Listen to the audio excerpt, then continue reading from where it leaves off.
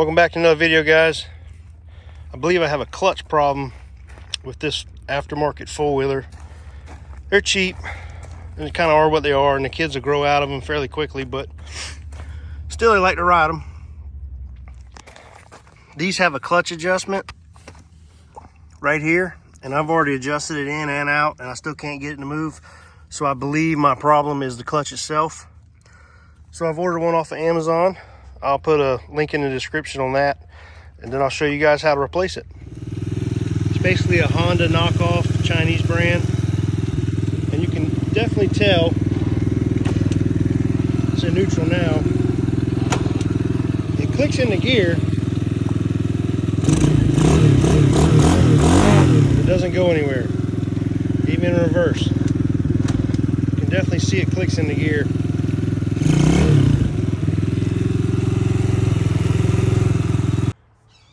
Alright guys, so we got the four-wheeler in the shop here, and we're trying to access the clutch. And the first thing we're going to do is just remove this plastic housing out of it and just kind of get it out of our way so we can get to it. So I'm going to go ahead and do that right now. It's just these couple bolts, Phillips head on one side and a 10mm on the back, and a couple bolts right here and here.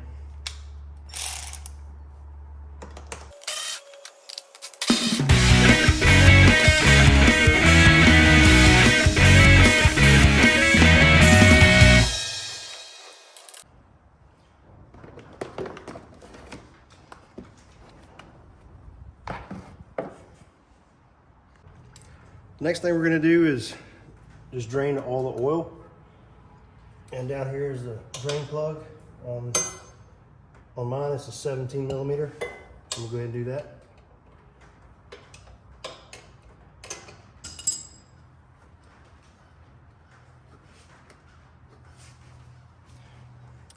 All right, on this model, in order to get this housing off, we're going to have to take this foot brake and get it out of the way. And it's pretty simple how you do that. Got a pin right here. You have to get a pair of needle nose pliers or something and pull this pin out. And then there's another one back here that you're gonna have to get out. And then this should slide right off. So I'm gonna go ahead and do that.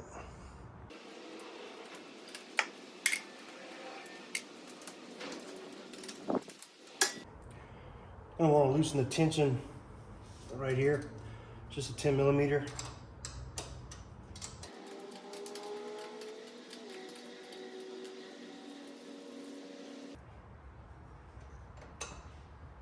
This is the pin that holds it, and then it should come right out.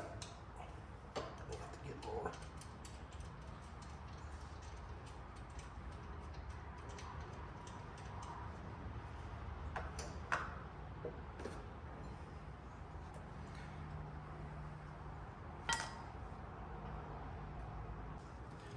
All right, now we're ready to remove the housing.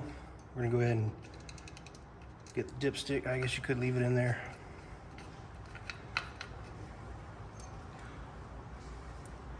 On this model, they're 8mm bolts. You got 1, 2, 3, 4, 5, 6, 7, 8. Looks like 8 of them. We're gonna go ahead and take those out.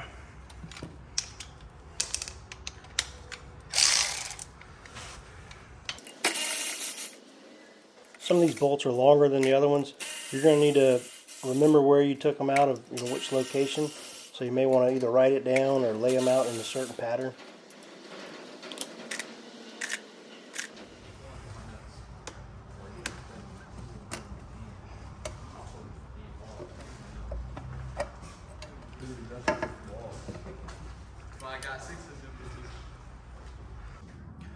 Once you get the housing off, you're going to want to try to get the clutch off. You need to pull this other pieces out. This comes straight out and off. And that one comes straight out and off. Now what you want to do is you're going to want to loosen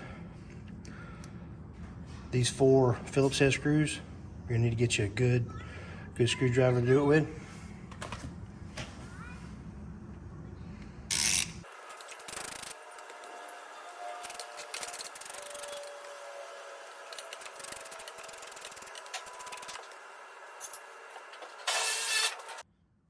Once you get the 4 Phillips head screws out, this cap should come off. There is a gasket behind it, just be careful. And there's also a bearing inside of there. You don't want to lose any of that stuff. Even though your new clutch kit should come with it, just don't want to lose anything. The next step after you remove the cover, it just gains you access in here for this nut. You're gonna need a special tool for this. I know you can probably get it in there with a screwdriver. I think I've seen people do that before, but this isn't that expensive, and I put a link in the description where I got it from on Amazon.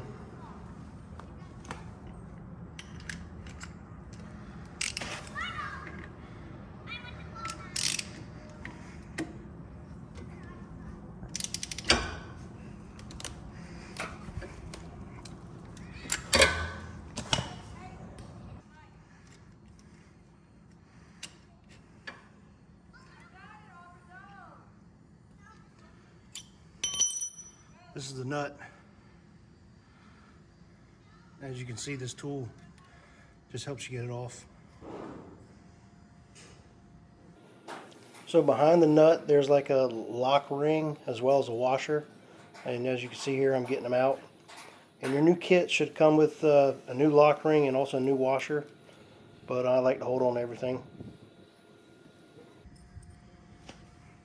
Now she should come right off. That's it. You're going to want to make sure you got the same amount of teeth for your clutch. This is 17 tooth.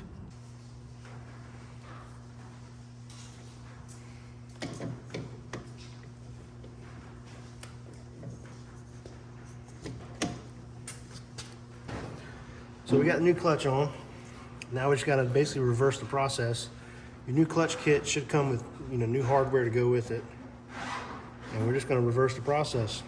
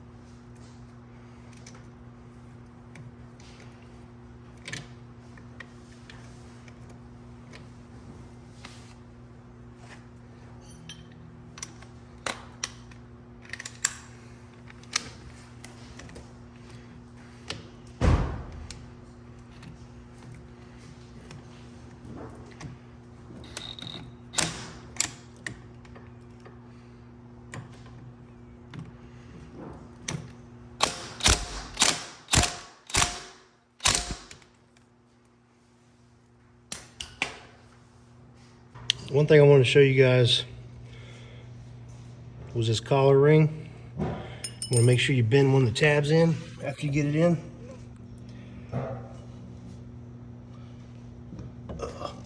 Sorry, see if I can get it in here. I bent this one in. Once you get it all tight, you want to make sure you got one bent in.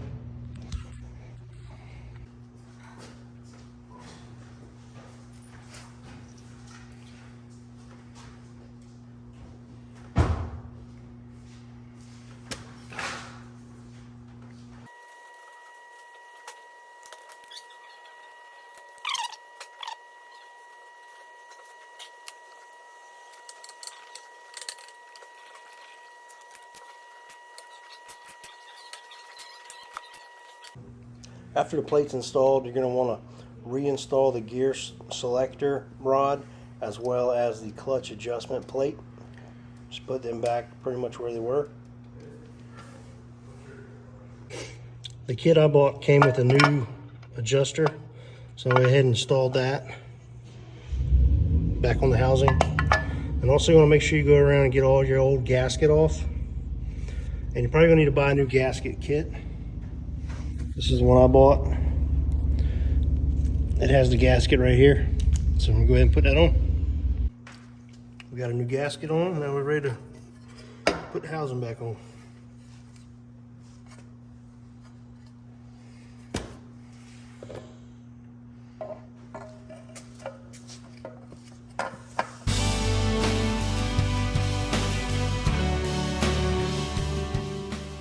Remember from earlier, some of the bolts were longer than other ones, so hopefully you remembered your pattern.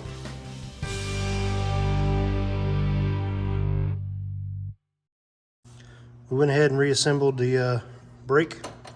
So I'm going to go ahead and fill it up with oil and check it before I put all this plastic stuff back on to make sure we fix the problem. Put it in gear and go forward.